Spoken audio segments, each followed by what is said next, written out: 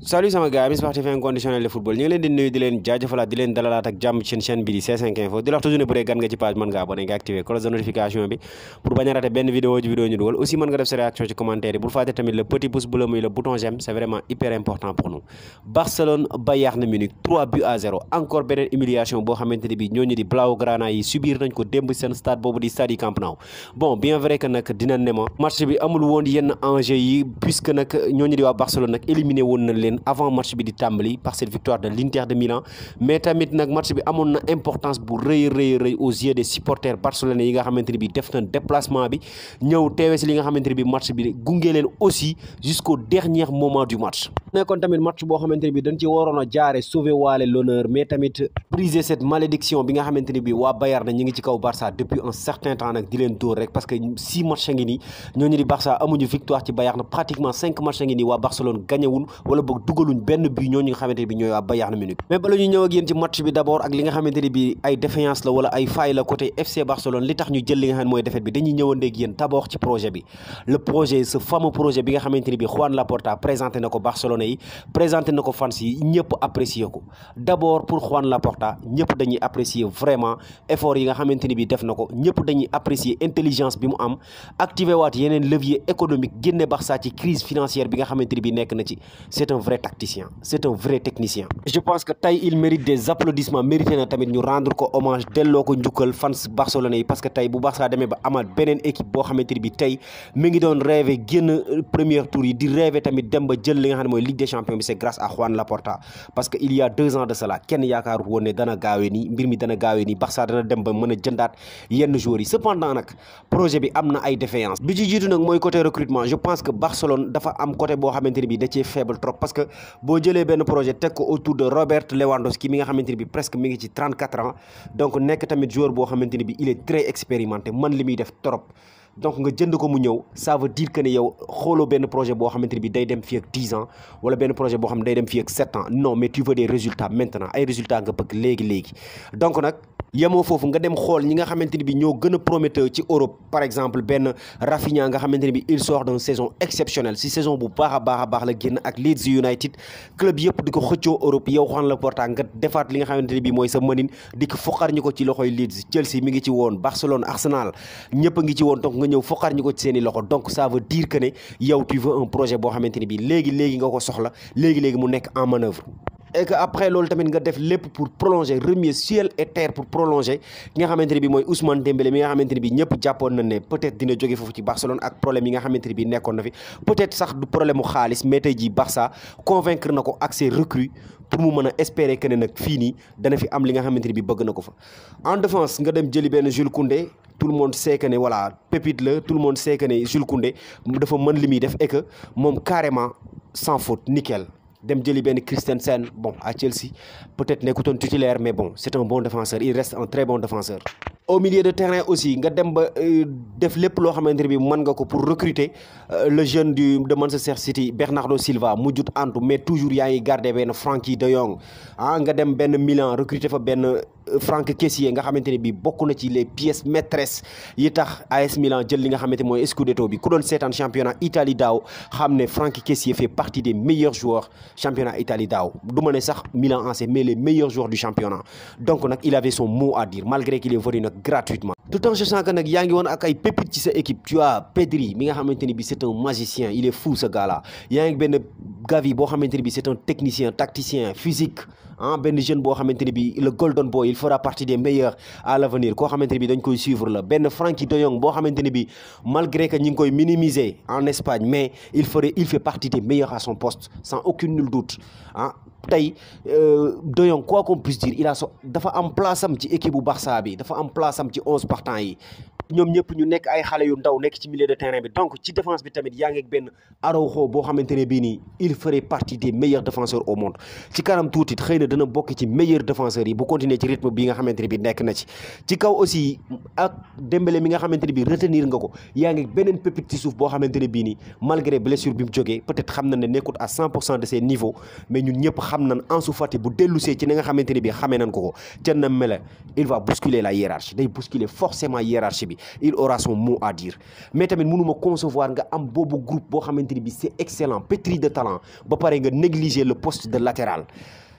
avec ce projet là lan la fi Marcos Alonso di def quoi qu'on puisse dire lan la fi Hector Bellerin di def quoi qu'on puisse dire il y a des gens qui devraient déguerpir aussi ku ci mel ni tey jii Jordi Alba amatu fi place donc Barça li nga xamante ni bi négligé na ko ci mercato bi wax dëgg fa yàlla bokk na ci li ëpp importance muy latéraux yi tey Marcos Alonso à une époque bokkoon na ci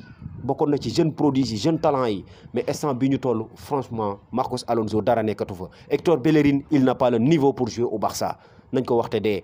le ancien bi nga xamante ne bii nag mooy Jordi Alba tey peut-être wax dëgg fa yàlla amatul place am équipe bu Barça mënuma concevoir nga construire projet bi nga teg projet bi ba pare négliger un point si essentiel point bu amee importance noonu muy les latéraux parce que tey gis nañ ne football moderne mënoo dem sans ay latéraux yu baax parce que en latéral soit da ngay offensive soit da ngay pare offensivement gars yi di compenser sa ginnaaw soit défensivement nga taxaw mais ñii ma la limal ñëpp muy Hector Bellerin offensivement mënoo maa wax lu mu mën défensivement pareil Marcos Alonso il est peut-être tane na ci ñooñu rek mais ça reste quand même moyenne très moyenne même defu fa dara Jordi Alba il est cuit dafa xamatul dara mënatul donc ñooñu noonu amatuñ woon place équipe bu FC Barcelone je vous donne un exemple par exemple boo demee ci Real Madrid au sommet de son art ay latéraux ñan la woon Marcelo Dani Carvajal des latéraux offensifs ay latéraux yoo xamante ne bii nii ñoom presque mën naa ne ñooy def différence yi excentré yi daawuñu sax centré ñoom ñooy yéeg di centré lu fa daan am offensivement ci wet yi c'était ñoom ñaar ñoo ko daan diriger le Barcelone au sommet de son art ñan ñoo ne woon ay latéraux Jordi Alba au meilleur de son niveau ak Dani Alves donc mën nga ne toujours mën naa lay on peut donner 10 exemples yoo xamante ne bi tey latéraux yi ñoom ñooy def le job au place des excentrés donc nag tey jii football moderne dafa laaj ay latéraux yoo xamante ne bi ils sont très offensifs soit tamit nga am benn niveau bi défensivement pour mën a permettre nag yow yenn sa excentré yi wala bokk yenn milieu de terrain yi di mën a avancer et non pas ñu ñëw di compenser ginnaaw comme un Ferland Mendy bu nekk Real Madrid ñëpp xam na ne peut-être offensivement il n'est pas excellent mais défensivement il est superbe doo ko romb il sécurise toute la défense bu fi nekkee. deuxième point bi nga xamante ne bi bokk na ci li capoteloo projet bi nag peut-être mën naa ne man Xavi la quoi personnellement toujours Xavi encore Xavi man je pense que Xavi franchement amul niveau pour diriger projet bi je pense que Xavi amul niveau pour diriger ce FC Barcelone franchement même bu fekkee nag bi muy ñëw ñëpp jàppoon na ne voilà il va réussir pourquoi parce que gis nañ trajectoire am xam nañ fi mu jaar en tant que joueur quoi. Barça la nekk xam na politique bi xam na l'historique du club et puis moom si jëmi boppam xam nañ ni muy procédé bi mu nekkee joueur mais ce que les gens ont oublié li nga xamante ne bi fàtte nañ ko mooy être grand joueur ne veut pas forcément dire que ne damay nekk un grand entraîneur voilà parce que gis nañ fi tey ay entraîneurs yoo xamante ne bi peut-être nekkuñu woon ay grands joueurs mais tey def na lu ne ci milieu wu entraîneur peut-être mën naa ci citer José Mourinho kenn déggut le ballon d'or de Mourinho peut-être mais tey jii mënoo lim entraîneur yi ci àdduna te boole woo ko si quoi qu'on puisse dire Alex Ferguson il a été un bon joueur peut-être mais il n'a pas été un très grand joueur comme yenn joueurs yi mosoo dégg ballon d'or Ferguson wala yu demee noonu mais tey jii booy lim les meilleurs entraîneurs à son époque da nga ko ciy boole peut-être même c'est lui ak yeneen ak ñeneen ñoo xamante ni bii nii ay grands entraîneurs lañ mais nekkuñu woon ay grands joueurs mais tamit nga gis ay grands joueurs comme Steven Gerrard tey comme Frank Lampard ñoo xamante ni bii tey nekkoon nañ ay grands joueurs mais bi ñu leen joxee club yu mag dañoo fayit foofu la Xavi toll moom tamit. bon mën na ne léegi yan point ñoo échoué loo Xavi ci lu ci bëri man boog ci li ma jàpp ak ce que j'ai vu ci li nga xamante ni bii gis naa ko problème de système la am moom Xavi Hernandez ak problème mu choix. système mooy lan parce que yow en tant que entraîneur yow yaa war a teg système boo xamante ne bii tey par exemple bu équipe bee indee loo xamante ne bii ni yow contrecarré na say plan nga def benn tactique wala benn système comme niñ koy tàmm di gisee ak yenn grand entraîneurs yi Carlo Ancelotti yenn Guardiola boo xamante ne bii mi-temps day indi benn système première mi-temps deuxième mi-temps mu indi beneen système boo xamante ne bii mooy déverrouiller plan wu adversaire bi ba mën a dugal mais Xavi gis nañ ne bu amee problème il ne sait pas quoi faire pour débloquer yenn situation yi notamment bu amee problème bu dugal bi xamul nu mu war a def pour dugal pour débloquer situation yi nga xamante ne bi ñoo nekk ci défense adverse bi tey gis nañ ko yenn attaquants yi ñoo nekk ci kaw ils sont très talentueux les attaquants yi nga xamante ne bi ñoo nekk ci kaw Rafinha Ousmane Dembélé Lewandowski ils sont très talentueux mais tamit il va falloir nga tegal leen benn système boo xamante ne bi ci la ñuy sukkandiku ci la ñuy jàpp pour mën a nag def li nga xam ne mooy résultat Xavi a ce problème deuxième problème bi mooy lan problème mu choix Xavi a un problème de choix parce que man mënuma comprendre ah foofu Barcelone tey nga am benn Frenkie de Jong il est superbe comme ni ma koy waxee sànq ah il est très expérimenté superbe nekk nag benn joueur bu am importance tamit nga am ko nga ne non dama koy teg banc nga am benn Gavi par exemple boo xamante ni bii mën na def 60% des marquages ci milieu de terrain bi moom Gavi mën na ko def à lui tout seul il a 8 poumons ce gamin là nga am benn Pedri boo xamante ni bii il est pétri de talent c'est le meilleur jeune joueur du monde instant bii ñu toll mën na ne ñi mu bokkandool jamono amul kenn koo xamante ni bii maase na ci ak yow donc ñaa ngi benn trio bu baax foofu ñëw yokku si ci benn caissier boo xamante ni bii tey fële ca Milan bokkoon na ci les cadres. bokk na ci li yëkkatiwaat Milan li indiwaat Milan sur le devant de la scène européenne li indiwaat Milan ci kanamu championnat Italie moom Franck Kessié da ci bokk ko gis saison bu exceptionnelle bi mu def daaw xam ne wax dëgg yàlla il a du talent donc tu as benn 4 milieux de terrain boo xamante ni bi mën nga choisir ci seen biir ton trio officiel mais je ne peux pas comprendre nga am ñeenti ñooñu ne force Sergio Busquets dafay football lan la Sergio Busquets di defati ci milieu wu FC Barcelone bi je pense que tey ni ñu def Piqué mooy ne ko yow doo footballati lu dul ne yow rek yaa fi sës def ko Jordi Alba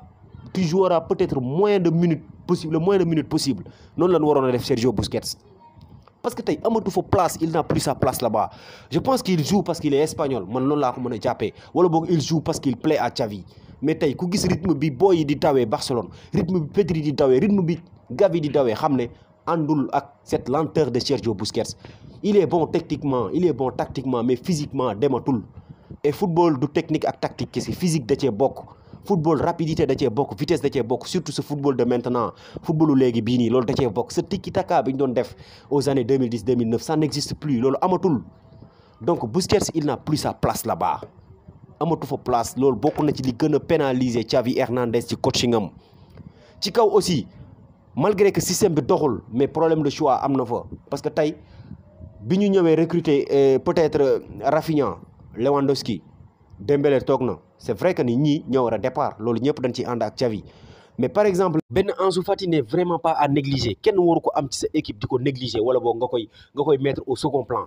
bien vrai que ñii ñooy départ mais tey par exemple benn Rafinha essayé nañ ko ay jours doxul ay fan doxul donc peut-être andiwut satisfaction à chaque fois buñ dugalee Ansu Fati day def différence classico bi moo ci mujj donc pourquoi pas sur les grands matchs nga joxaat Ansu Fati peut-être chance bi pour mu prouver sa vraie valeur donc pourquoi pas loolu et puis sur ce dernier match pourquoi ngay am benn Ansu Fati benn Rafinha ci biti Ferran Torres malgré que ne nekk bon niveau bi tollut noonu pour Ferran Torres mais nga am leen ci biti ñu ay excentré de pur talent nga bàyyi leen fa dem football loo Pedri sur l'excentré pour lan pour seulement Busquets football encore ce Busquets bi nga xamante ne bii tey peut-être mën na ne amul dara lu mu féetewoo ci milieu de terrain bi parce que tey peut-être mën nga ne bu bokkee ak De Jong terrain bi peut-être De Jong mooy assurer sortie de balle yi mooy couvrir sur les latéraux peut-être mën nga ne bu bokkee ak Gavi ban terrain bi mën nga ne Gavi mooy def le marquage le tour du marquage ah Pedri lui il se charge d'organiser le jeu au milieu de terrain moom mooy séddale balle yi donc mën nga ne amatul place biir Barça mais tamit kooku di Ansu Fati tamit dañ ko war a jox rôle am tey ji Ansu Fati dafa war di compétir dafa war di concurrencer ak Rafinha quoi qu'on puisse dire parce que il le prouve match bu mu duggee day prouver que ne man dama am sama rôle à jouer franchement loolu mooy ñaari point yu essentiel troisième point bi nga xamante ne bii nii nag peut-être mën na ne bokk na ci gën a important tamit mooy que ne l'équipe doit jouer autour de Robert Lewandowski grand équipe yëpp ci àdduna bi kenn ku ci ne au sommet de ton art amoon nga benn star boo xamante ni bii nii l'équipe joue autour de lui par exemple un Real de Madrid bi muy toll au sommet de son art l'équipe jouait autour de Cristiano Ronaldo malgré que ne nag amoon na yeneen star comme par exemple Karim Benzema comme par exemple benn Gareth Bale nga xamante ne bii ñoom ñëpp ci kaw ay star lañ ñoom ñëpp dañuy dugal mais tey ñëpp gis nañ ne Real Madrid dañ doon jouer autour de Cristiano Ronaldo Barcelone googu nga xamante ne bi daanaka mën naa cee bañ a génn sax moom laay jëlee exemple l'équipe jouait autour de Lionel Messi malgré que y avait Neymar malgré que y avait Suarez